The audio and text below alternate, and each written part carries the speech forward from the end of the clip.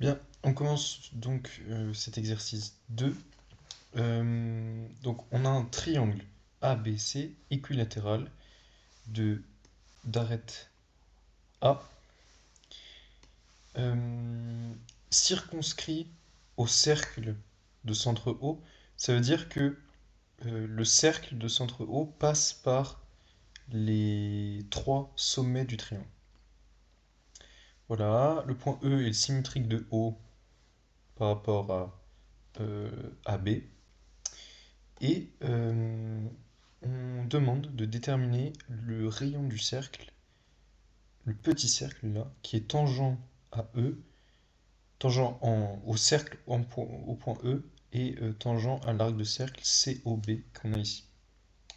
Donc il y a plusieurs choses à faire, qui sont malignes à faire, à repérer aussi. Donc allons-y, on commence. Donc première chose, ici vous avez le rayon du cercle qui va vous intéresser. Et là, on va appeler le point D le centre du petit cercle. Et donc ça, c'est le rayon, je vais le mettre à l'extérieur pour pas trop surcharger, c'est donc la longueur H. Ensuite, euh, autre chose qui nous intéresse, c'est tout simplement le rayon du grand cercle, qu'on va appeler grand R. Euh, voilà. Ensuite, ça pourrait être intéressant enfin, on se doute qu'on va avoir besoin de R en fonction de A. Donc on verra comment on peut exprimer R. On cherche aussi à exprimer donc H. Et pour ça, on va avoir besoin d'explorer un peu cette figure parce que elle nous donne des informations, mais il faut aller chercher ces informations. Pour ça, il peut être malin, vous allez voir, d'introduire des coordonnées, un repère orthonormé. Donc là, vous avez l'axe des x et là, l'axe des y. Hop, y et x. Et comme ça, vous savez que votre point O, il est de coordonnées 0, 0, 0, c'est l'origine. Votre point D, donc si on regarde, D, c'est la longueur ici. En fait, c'est le rayon R moins le petit rayon H. Alors, la figure est schématique, hein, j'ai essayé de la reproduire.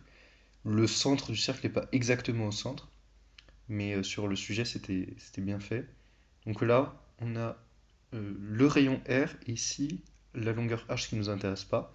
Donc pour obtenir cette longueur-là, c'est-à-dire la coordonnée, en fait l'ordonnée du point D, on fait grand R moins H. Donc D est de coordonnées, je l'ai dit, grand R moins H selon Y. Et selon X, bien sûr, c'est 0 puisqu'on n'a pas avancé. Voilà. Autre chose, on peut introduire un point oméga, qui est le centre, je vais le faire dans une autre couleur, le centre du cercle, euh, du cercle dont on a un arc de cercle ici, COB.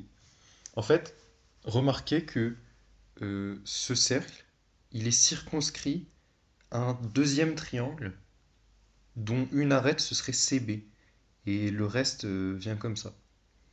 Hein.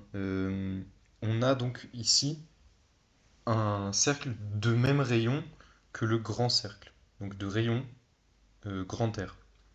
Donc ça là, c'est toujours le rayon grand R. Et on sait donc que O oméga est de longueur grand R. Et maintenant, la question c'est oméga est de coordonnées x. euh, enfin, la question, ça va être de quelles sont les coordonnées de oméga. Donc si on cherche à exprimer l'ordonnée de oméga, je la donne ici, c'est moins r sur 2. Si vous voulez le justifier proprement, vous pouvez expliquer que ici, on retrouve l'angle qu'il y a juste ici. Or, cet angle, c'est la moitié d'un angle d'un triangle équilatéral. Donc c'est 30 degrés pi sur 6. Et le sinus de pi sur 6, enfin ici de moins pi sur 6, vous voyez on est sur le cercle trigo. Si ça c'est un cercle trigo, ici c'est moins pi sur 6, donc son sinus c'est moins 1,5. Bon, c'est un cercle trigo de rayon grand R, donc c'est moins R sur 2. Voilà la justification propre. Donc oméga est de coordonnées x moins R sur 2. Or, O oméga égale R. Eh bien, exprimons la distance O oméga grâce aux coordonnées qu'on a maintenant. O oméga, c'est x au carré plus r carré sur 4. Donc on a x au carré plus r carré sur 4 égale à r. Donc x au carré plus r carré sur 4 égale à r carré. Donc x au carré égale à 3r carré divisé par 4. Donc je tourne la page, on reprend. X au carré égale 3r carré sur 4. Ça fait x égale à racine de 3 r divisé par 2.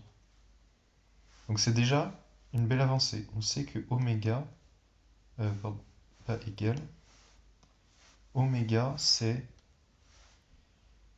le point de coordonnée racine de 3r divisé par 2 et en ordonnée moins r sur 2. Bon, pourquoi est-ce que c'est intéressant de savoir ça? Eh bien parce que oméga, il va nous apprendre beaucoup de choses. Il va nous apprendre une chose en partant de D, puisque oméga D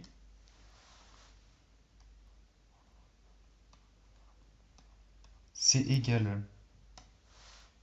à, si on regarde bien, c'est d'abord le rayon du cercle, grand R, plus le rayon du petit cercle, petit h. Donc oméga D, c'est grand R plus petit h. Mais en plus, oméga D, si on calcule avec les coordonnées, vous allez voir que ça donne une distance exprimée en fonction de R et H. Donc on va, en traduisant ça, oméga D égale R plus H, on va avoir une équation avec du R et du H, on va pouvoir exprimer H en fonction de R. Donc on reprend, donc oméga D, c'est donc, je regarde les coordonnées de D, ok, c'est 0 R moins H, donc oméga D, c'est la racine carrée de l'abscisse au carré, c'est-à-dire 3r carré sur 4, plus moins r sur 2, moins r moins h au carré.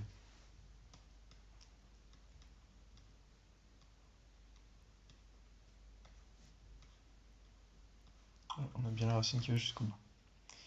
Donc ça, donc j'ai passé les calculs, je les ai déroulés, et j'obtiens oméga d égale la racine de tout ça. Ensuite, je me resserre de ça, et au final, j'obtiens l'égalité que j'ai écrite ici. Racine de tout ça, est égal à R plus H. On continue. Donc on passe tout au carré.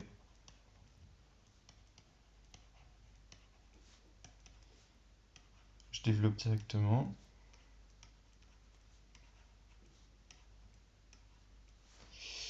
Voilà. Donc ici, on a plusieurs simplifications qui se font. Le h au carré peut partir. Ensuite, le r au carré ici fait qu'on a au final 2r au carré. Et le 2rh peut passer ici. On va faire passer le moins 3rh de l'autre côté. C'est-à-dire 5rh.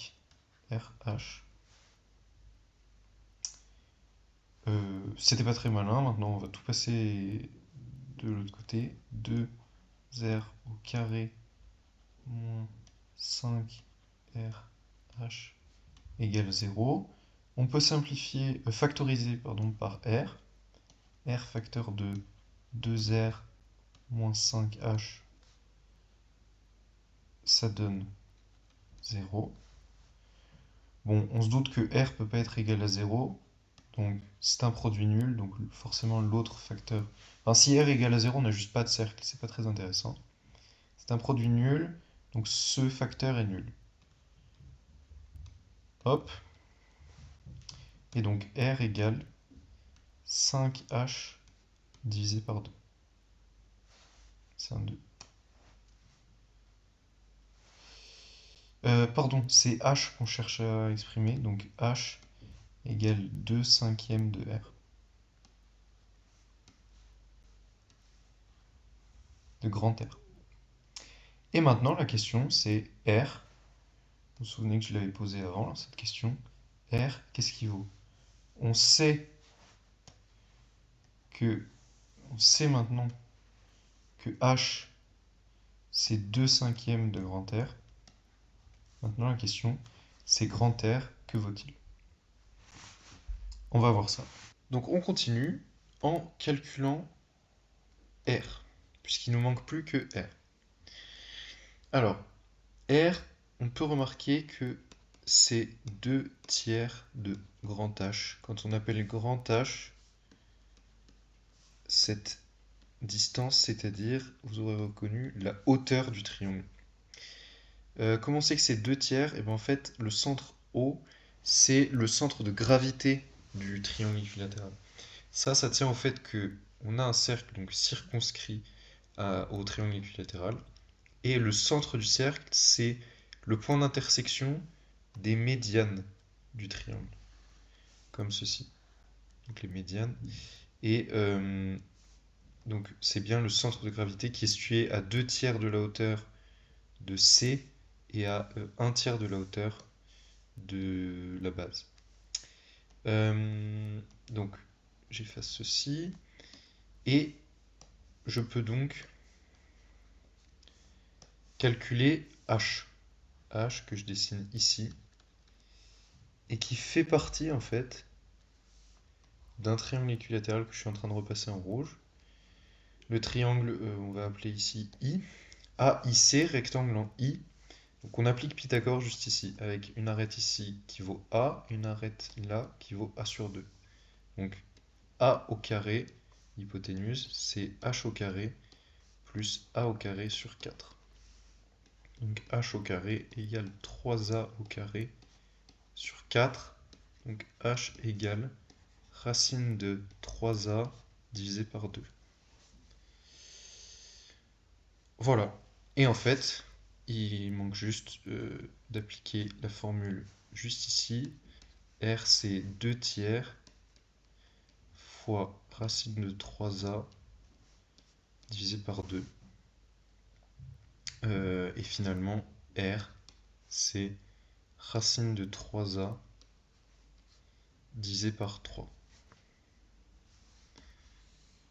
On a ce résultat qui est primordial puisque on peut maintenant répondre à notre question. On a R qui est égal à racine de 3A sur 3. Or, H, et c'était la question, hein, on demande le rayon du cercle C1. donc ce qu'on a appelé petit h. H égale, réponse à la question, donc 2 cinquièmes fois racine de 3